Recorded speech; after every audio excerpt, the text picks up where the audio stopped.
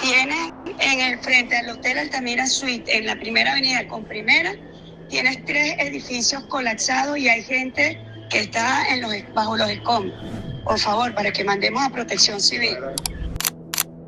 No está ayudando el gobierno. Aquí no ha venido ni el alcalde, ni el gobierno, ni Delcy, ni nadie. Aquí están ayudándonos la gente de afuera. ¿Qué pasa cuando un terremoto deja de ser solamente una tragedia natural y se convierte también en el reflejo de un Estado que no respondió? Hace pocos días, el Miranda Center for Democracy publicó un informe de revisión conocido como After Action Review. No es un documento sobre la fuerza del terremoto ni una cronología de lo ocurrido. Su objetivo es otro: reconstruir cómo fue la respuesta institucional después del desastre, qué protocolos debían activarse, qué terminó ocurriendo en la práctica y por qué, según sus autores, esa diferencia pudo haber costado miles de vidas. Y más allá de si uno comparte o no todas sus conclusiones, el documento plantea una pregunta que vale la pena analizar.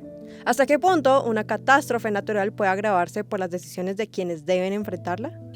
Hace un mes, justamente, esta tragedia marcó la vida de todos los venezolanos, ¿no? En primer lugar, porque muchos nos vimos afectados directamente por amigos, familiares de amigos que perdieron sus vidas allí, e indirectamente porque definitivamente para la psique del venezolano no habíamos vivido una tragedia de esta magnitud, a pesar de que en el año 1999 hubo algo en este mismo estado similar, pero no con estas proporciones tan apocalípticas como podemos ver. Ese es precisamente el recorrido que vamos a hacer hoy.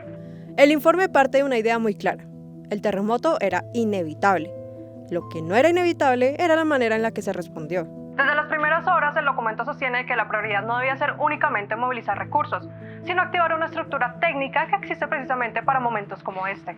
Cuando ocurre un desastre de gran magnitud, cada minuto cuenta. Existen protocolos internacionales y nacionales diseñados para ordenar el caos. No son simples formalidades burocráticas, son procedimientos creados para aumentar las posibilidades de encontrar sobrevivientes durante las primeras 72 horas, el periodo considerado crítico en las operaciones de búsqueda y rescate. Según los especialistas consultados para esta revisión, lo primero que debía hacerse era designar una autoridad civil especializada en protección y manejo de desastres, clasificar oficialmente la emergencia, realizar una evaluación técnica de daños y necesidades, conocida como EDAN, y coordinar toda la información que comenzaba a llegar desde las distintas zonas afectadas.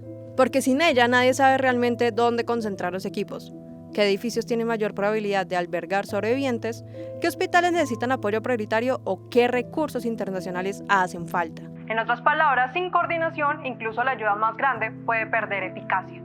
Afirma que la ventana crítica de las primeras 72 horas transcurrió sin una operación estatal coordinada, dejando buena parte de las labores iniciales en manos de vecinos, familiares, bomberos, voluntarios y equipos internacionales que lograron ingresar al país. Y aquí aparece uno de los puntos más importantes de todo el documento. La pregunta no es solamente qué falló ese día, sino por qué falló. La explicación que desarrolla el informe es que los problemas no comenzaron con el terremoto, venían acumulándose desde hacía años. Los autores describen un sistema de protección civil que habría llegado a esta emergencia profundamente debilitado. Hablan de unidades trabajando con una fracción de su capacidad, sin vehículos suficientes, sin equipos especializados, sin uniformes e incluso con personal que había denunciado esas condiciones y posteriormente habría sido perseguido o apartado de sus cargos. El resultado, sostiene el documento, fue que cuando ocurrió el terremoto ya no existía una estructura suficientemente preparada para responder. Y para esto hay una imagen que resume muy bien esa idea. Mientras las personas buscaban sobrevivientes bajo los escombros, muchos rescatistas trabajaban únicamente con picos, palas y mazos, sin maquinaria hidráulica ni equipos pesados adecuados para operaciones de rescate urbano. Incluso recoge el testimonio de un rescatista que afirma: no tenemos las herramientas, no tenemos la técnica, no tenemos la tecnología, estamos en la edad de piedra. El informe conecta esa falta de capacidad con decisiones presupuestarias tomadas durante años. Señala que el Estado destinó grandes inversiones a sistemas de videovigilancia, miles de camiones de fabricación china y otros proyectos de infraestructura, mientras que los organismos encargados de responder a desastres naturales permanecieron sin equipamiento suficiente. También cuestiona el destino de parte de esa maquinaria pesada, preguntándose por qué prácticamente no apareció durante las labores de rescate. La conclusión que plantea es contundente. La falta de capacidad no habría sido un accidente de último momento, sino la consecuencia de un deterioro institucional prolongado.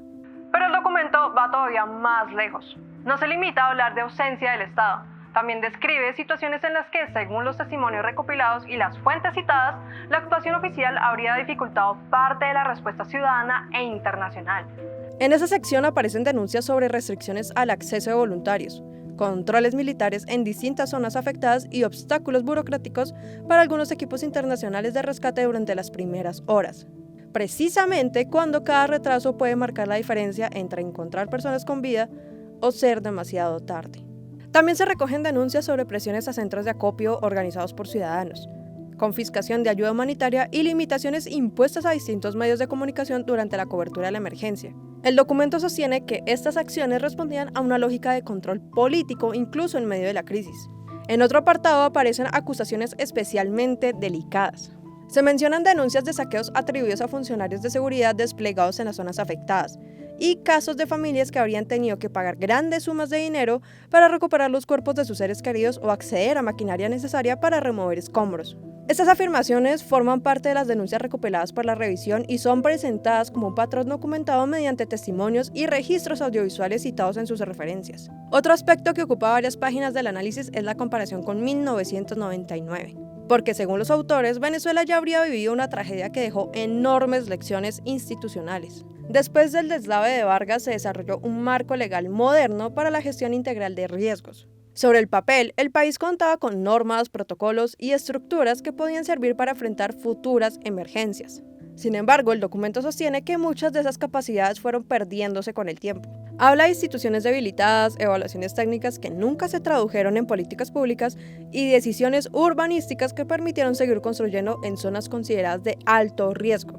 E incluso menciona que al momento del terremoto, equipos de monitoreo sísmico faltaban precisamente en el estado donde se originó el evento.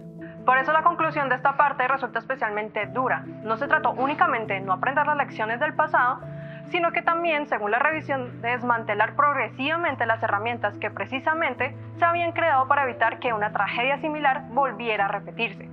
Y en medio de ese panorama aparece otro protagonista, la comunidad internacional. El informe dedica su último capítulo a reconocer la magnitud de la ayuda recibida. Más de 60 equipos internacionales de búsqueda y rescate, alrededor de 2.400 rescatistas, cerca de 200 perros especializados y personal proveniente de 29 países participaron en las labores bajo coordinación de Naciones Unidas. Según la revisión, esa movilización internacional fue determinante para llenar el enorme vacío que dejó la respuesta estatal. No presenta esa ayuda como un complemento, la presenta como uno de los factores que evitó que la tragedia fuera mayor todavía. Al final, este documento no intenta explicar por qué ocurrió el terremoto. Eso pertenece al terreno de la geología. Lo que intenta responder es otra pregunta mucho más incómoda. ¿Qué ocurre cuando un país llega a una emergencia sin las instituciones, los equipos y la capacidad necesaria para responder? La tesis central del informe puede resumirse en una sola frase. Los terremotos no se pueden evitar. Pero la magnitud de una tragedia sí puede cambiar dependiendo de qué tan preparado esté un Estado para enfrentarla. Esa es la discusión que plantea este After Action Review. Y más allá de las posiciones políticas que pueda generar, deja una reflexión que probablemente seguirá vigente durante mucho después de que termine la reconstrucción. Porque cuando el desastre pasa, los edificios pueden volver a levantarse. La verdadera pregunta es si las instituciones aprendieron algo o si simplemente están esperando el próximo terremoto.